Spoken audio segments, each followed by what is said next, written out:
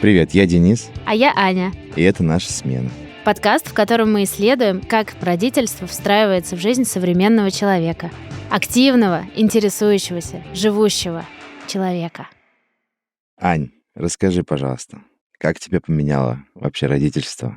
Давай начнем с того, как я относилась к родительству до того, как узнала о том вообще, что я беременна. Я не хотела рожать, но ребенка мне хотелось просто как, знаешь, пункт в чек-листе. Я не раздумывала об этом, как-то осознанно, в общем. Думала о том, что часики там и все такое. В общем, надо о ребенке задуматься, но рожать абсолютно не хочется, потому что это самый страшный опыт, который может быть в жизни женщины. Поэтому ребенка я рассматривала либо, чтобы он свалился на меня как-то с неба откуда-то, либо, допустим, если я забеременею, то, кесарево кажется каким-то менее травмирующим, что ли, опытом. Не знаю, мне казалось, вот это вот так. Супер история есть. Сидим мы с моей подругой и моим мужем в баре. Мы с подругой чуть-чуть пьяны. Выпиваем, получается, коктейли. И говорим, мы никогда не будем ходячими инкубаторами. Это все не надо. Это все абсолютно не про нас. Кому вообще сейчас нужны дети? Планета задыхается. Вы видели вообще 1,5 градуса? Вы слышали что-то об этом? Мы не хотим быть родителем. Злой рок. Злой рок. Я еще не знала о том, что на следующее утро я проснусь, почувствую что-то неладное и решу сделать тест на беременность. А наша подруга тогда ночевала у нас, и, в общем, она была первая, кто узнал и кто очень громко смеялся над тем, что со мной произошло. И да, в общем, с тех пор началась моя трансформация, которая очень стремительно произошла, потому что я поняла, что все, получается, теперь мы вот так живем. И с этой минуты я перестроилась на рельсы того, что я будущий родитель. А мне, как будущему родителю, абсолютно не хватает знаний по теме. И я начала жадно потреблять курсы. Как, подготовиться, извините, скипуем эту главу, потому что подготовки не было, к беременности.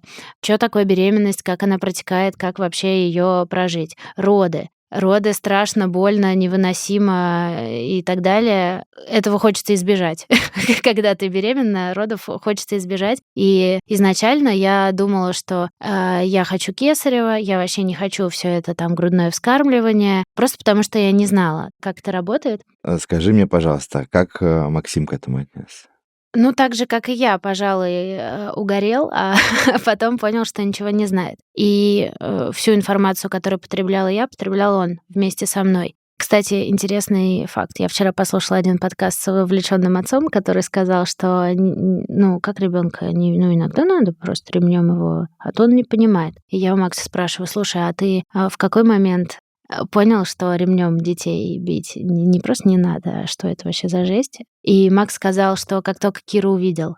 То есть, как только мы ребенка увидели, наша жизнь перестала быть прежней. Не хочу звучать как блаженная мама-ангелочка, но это реально так происходит. Все, что ты планировал, все, что ты хотел, все, предметы, которые ты для ребенка купил, когда ты впервые держишь его на руках, только тогда ты можешь теоретически представить, как это будет дальше. До нет. До — это чистая теория, и вот изучая эту теорию, я начала потихонечку подступаться к тем изменениям, которые во мне произойдут, и нащупывать этот путь из множества. А ты, наверное, знаешь, что кто-то, рожает в воду, кто-то делает кесарево, кто-то дома, кто-то в больнице. Всем подходит разное. Также и про ГВ, также потом, про сон и все что угодно. В общем, путей много. Я выбрала свой. Это сильно отличается, этот опыт, эта профессия, быть родителем сильно отличается от всего того, что я делала раньше, и, конечно, это сильно меня изменило. Как именно, наверное, мы с тобой подробнее поговорим в следующих наших эпизодах. Расскажи про себя. Ой, слушай, у меня на самом деле до рождения Зои было так, что, у меня сестра младшая, в моей жизни были дети разные. Я был уверен, что все будет вообще легко. Мы совсем справимся, совсем все сделаем. И когда Регина забеременела, я тогда такой, все, погнали. И я помню, мы сходили к врачу и, в общем, сделали УЗИ. Регина выходит, врач говорит, беременна. А я слышу, не беременна. Я прям слышу, она не беременна. И я такой, блин. И 2 человека, стоящие передо мной, в лице меняются моментально. Регина говорит, я беременна. Я говорю, Ну, на самом деле я разочаровался в том, что она не беременна, я так был уже настроен на это. И, в общем, мы, соответственно, начали во всю вот эту историю погружаться вместе. Мне почему-то казалось, что это надо быть прям рядом. Ходили к врачам, ко всем вместе. Ну, в общем, сама беременность — это отдельная история. То есть то, как мы вообще шли с этим. И после того, как родилась Зоя, я был четко убежден, что пополам это я работаю, то есть содержу нашу семью. А Регина дома с ребенком, как бы она, ну, отвечает за ребенка. И эта уверенность держалась какое-то время. То есть я представлял себе это как, ну, типа, ты сидишь дома, ребенок спит, ну, ты читаешь, изучаешь, у меня нет на это времени ничего читать, я тут работаю. О, как ты был неправ, Как я Денис был, из прошлого. как я был наивен. Я в какой-то просто момент, когда Регина начала рассказывать какую-то информацию, которую она вычитывала, информацию, которую она узнавала или с кем-то она это обсуждала, я понимал, что эта информация очень классная. И из-за моей, наверное, лени я хотел, чтобы мой путь был вот максимально простым. То есть мне не хотелось, чтобы не было никаких вот обрядов или обычаев или каких-то вот закономерностей или сложностей. Мне хотелось, чтобы ребенок вот, ну вот типа рос. На мое удивление обнаружились разные способы и нормы как бы воспитания, которые это помогают. То есть не мешайте, наблюдайте там, ухаживайте, любите, обнимайте, держите на руках больше. Дайте проораться. Ну вот это да. Но вот, кстати, про проораться было очень смешно. Мы однажды это попробовали сделать, сидели оба ревели и сказали, что этого больше никогда не сделаем, потому что сердце разрывалось. Тебя же окружали дети и младшая сестра, но ты все равно не знал, что делать.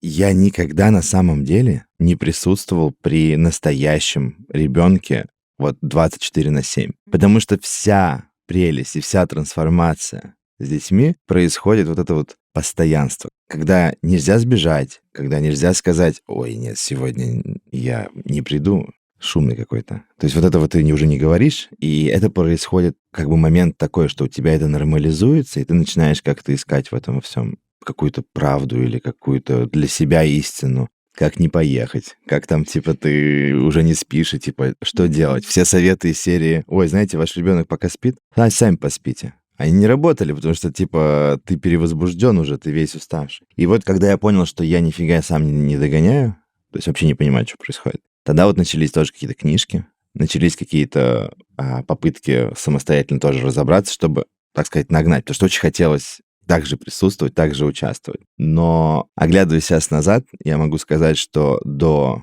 момента вот вовлеченности меня как папы, я прошел, конечно, огромный путь. От вот этого, ну, жена дома, я работаю. Ну да, и это иллюзия того, что это пополам, да? Да, но это ни разу не пополам, как оказалось. Мне кажется, вот быть родителем — это вот full-time job, и их штуки 3, наверное, еще одновременно. То есть это очень сложно. Не знаю, это быстро или поздно, но я это узнал через несколько месяцев только.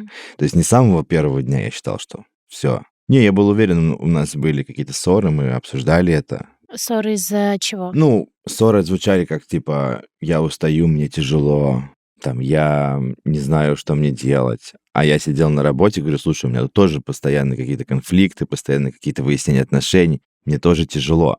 И я не понимал эту разницу в этой тяжести. Мне казалось, что мое тяжело такое же, как ее тяжело. Потому что для меня это казалось, ну, типа, ну, в смысле, ты сидишь дома, ты вообще никому ничего не обязан. Никаких там дедлайнов, никаких, я не знаю, дурацких людей вокруг тебя. То есть есть ребенок, и ты с ним можешь как-то найти общий там поток. Как глуп я был и наивен. В общем, пару раз, когда я пооставался дома, я знакомился все больше и больше с своей дочерью и понимал, что все, что я думал, это все вообще не так. Но удивительным образом могу сказать, что эта трансформация не произошла моментально, особенно для меня. То есть это было как: да, окей, это не 50/50, это может быть 90/10. Но при этом до конца вот этот вот путь я, наверное, прошел только за 4 года. 4 года жизни и ребенка, и меня как родителя. Они меня меняли, трансформировали, мы с Региной все больше и больше обсуждали, находили какие-то точки соприкосновения, понимали, где какая нагрузка происходит больше, у кого меньше, какие. Ну, вот эти вот все циклы мы обсуждали. Ты сейчас рассказываешь про трансформацию, скорее, ваших отношений, да, и распределение сил в них. Моего отношения к этому. То есть как я менял свое отношение ко всему происходящему, и как для меня приобретали смысл те вещи, которые раньше казались легкими, например, или как они казались неважными. И я начинал их по-другому на них смотреть. То есть это как будто бы происходило такое вот состояние, в котором мир, который тебя окружает, он был понятен, а теперь он не то чтобы стал непонятен, он как бы стерся, и новые понятия строятся вот каждый день. Они прям раскрываются перед тобой. И вот этот вот момент трансформации, он на самом деле очень приятный.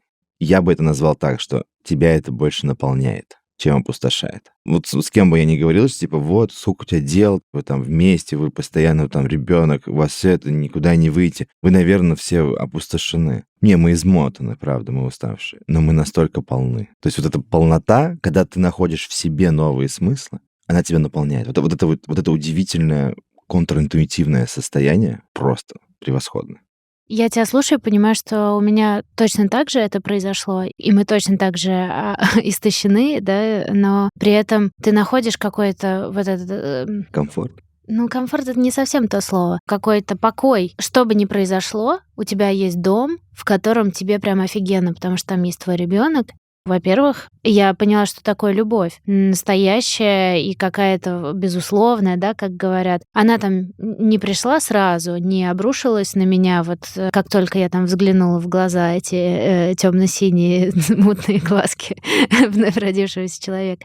Но ты реально наконец-то полностью можешь прочувствовать, что такое любовь, когда ты счастливый как дурак из-за того, что человек просто есть, и ты к нему лезешь постоянно. Да, я тебя поцелую.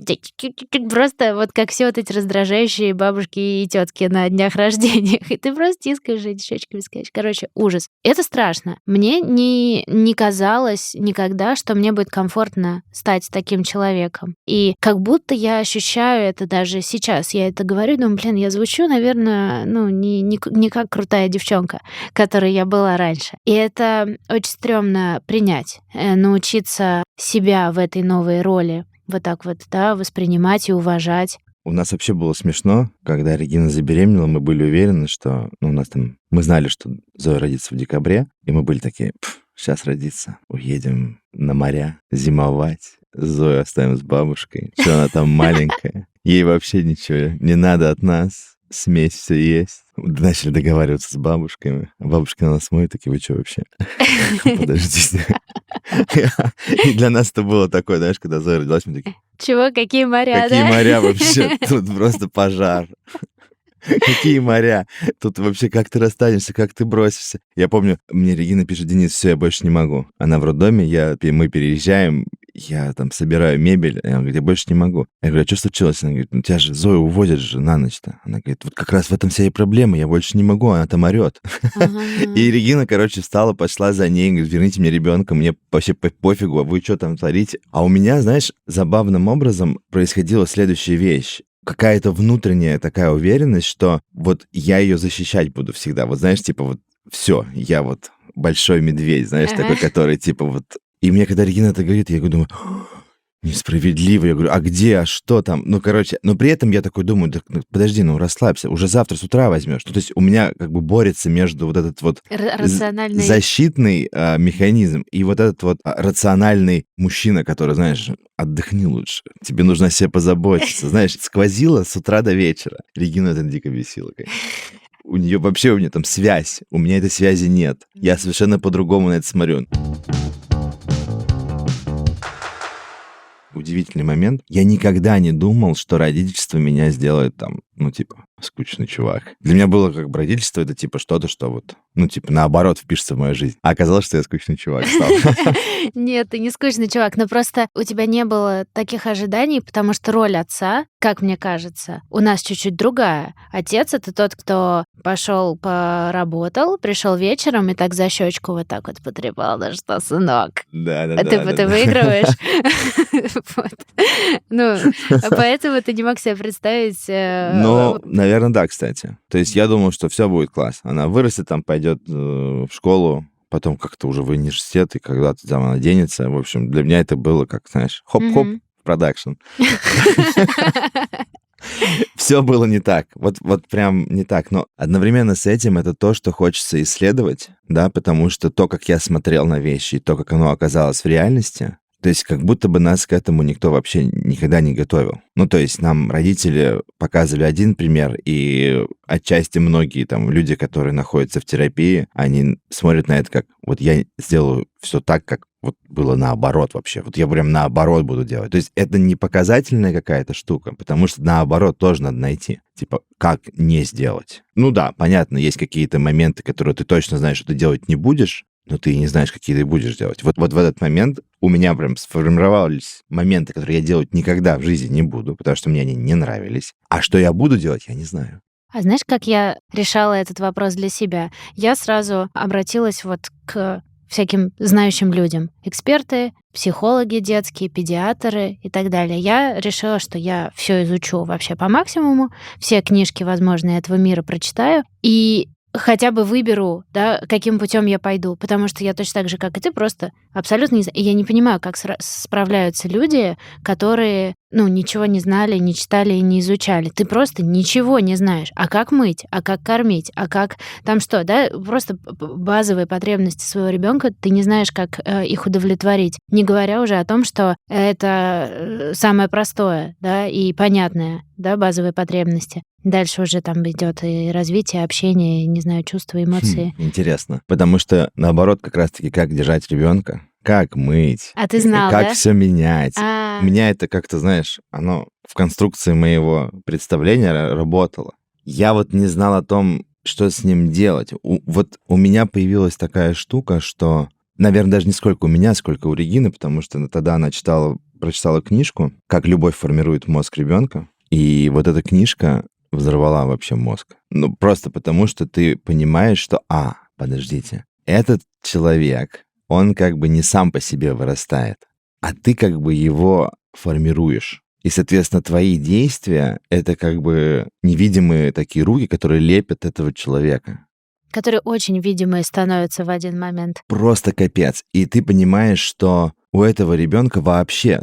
Это, кстати, для меня был огромный, ошеломляющий такой, знаешь, момент, когда я понял, что она не человек вообще в том виде, в каком я себе представлял себе человека. У нее вообще нету представления сейчас о себе. Она, например, себя ассоциирует с мамой. Или там, рука появилась, что это? То есть я только должен, знаешь, сидеть там, смотри, ручкой сюда давай, их дрессировать, знаешь, как с собакой, вот типа. Вот прям на чистом глазу так думал. А потом, оказывается, нет. Оказывается, что там любовь, там, я не знаю, прикладывание себя же к своего тела, к телу ребенка, какие-то слова, какие-то действия, которые ты совершаешь. Ты просто занимаешь тем, что ты лепишь целую личность. И вот тогда меня накрыло. Я подумал, это какая большая ответственность. Если я леплю эту личность, а я хочу, чтобы слепилась офигенная личность, то я вообще ничего не знаю. Что я не буду делать, недостаточно. Да, абсолютно. Что я буду делать, я не знаю. Честно говоря, я не понимаю, как можно хотеть ребенка инфантильным миллениалом, когда у тебя есть осознание того, что тебе сейчас предстоит личность, характер человека лепить. Это ужасно страшно. У тебя свой-то не слепленный еще Именно. Ты вообще еще не знаешь, что делать, а ты еще ходишь на терапию, сидишь там, знаете, я вот до сих пор смотрю на что-то, и я в шоке от этого, и ты такой, как я чему сейчас тебя научу-то вообще, я тебя сломаю всю жизнь тебе. И это страшно, правда страшно, потому что ты на это смотришь, и ты не понимаешь, бедный мой ребенок, мне кажется, я тебе всю жизнь испоганю самим же собой. Но, перелетая вперед, смотря, что сейчас происходит с Зоей, я думаю, что мы сделали какую-то хорошую работу. И вот как раз об этом хочется поговорить, потому что я, может быть, очень многое узнал, как сделать эту работу до 6. Не знаю, как делать эту работу дальше. Это на самом деле всегда такое состояние, что ты понимаешь, что вот сегодня ты только узнал, только усвоил, как работать или взаимодействовать с ребенком вот сегодня, завтра новый ребенок, новая информация, и ты просто не успеваешь, ты как бы постоянно улетающий от тебя источник знания. Регина в этом плане, конечно, намного умнее. Она уже с 5 лет читает про 12-летних. Она решила прям вперед пойти, чтобы встретить оттуда уже как бы подростка и со всеми своими вытекающими штуками. Круто. Таким образом, постановляем, что родительство, оно меняет нас так, как мы сами не могли вообще поверить, какими мы станем. Это происходит в нескольких аспектах. нашей жизни, да, это какие-то практические скиллы, тайм-менеджмент, да, которые мы получили. Но это, наверное, самое скучное и банальное, что можно обсуждать. Понятно, хард-скиллы, пеленание, там, кормление и так далее, тоже скучно. У нас меняются ценности, у нас меняется перспектива наша, взгляда на этот мир. Мы по-другому воспринимаем самих себя. У нас меняются отношения с нашим партнером. И это бездонный, да, объем всего, в чем надо разбираться. Это страшно, но захватывающе. Появляется какая-то, бесконечное количество эмпатии. Ты начинаешь видеть людей, начинаешь на них смотреть иначе, и такой думаешь, вот если их формировали родители, то становится понятнее, как с ними взаимодействовать, потому что ты начинаешь видеть это через перспективу родителей, а родители не имеют возраста. То есть ты встречаешься с другом, и ты видишь его родителей, которые ему положили какие-то ряд ценностей, и в момент злости рождается или непонимание человека, рождается большое сочувствие и большая какая-то поддержка этого человека. Полностью меняется в этом плане. Вот для меня это сильно изменилось. Ну и роли поменялись. То есть сильно поменялось мое представление себя как человека. Ну, то есть от мужика-добытчика до этого, знаешь, кто ухаживает и за всем этим смотрит. Я проделал большой путь, конечно. Ну, то есть, это был увлекательный путь. И я его до сих пор, кстати, делаю. Да, я хотела сказать, что я еще даже... У нас детям сколько? 4 года у них разница. Я еще, можно сказать, на начале этого пути. И это интересно и страшно. И это то, что мы будем обсуждать в этом подкасте. Да, потому что нам хотелось бы обсудить, какие трансформации происходят, позадавать вопросы экспертам, потому что мы... Как один человек может в этом разобраться? Или Невозможно, два? Да. Никак. Невозможно. Можно делиться опытом и спрашивать людей, которые об этом знают больше, чем мы, и, соответственно, узнавать и узнавать. Каково это быть современным родителем? Мы благодарим студию «Толк» за то, что помогают нам делать этот подкаст. Мы благодарим Максима Кульшу из группы Супербеса за великолепную музыку к нашему подкасту.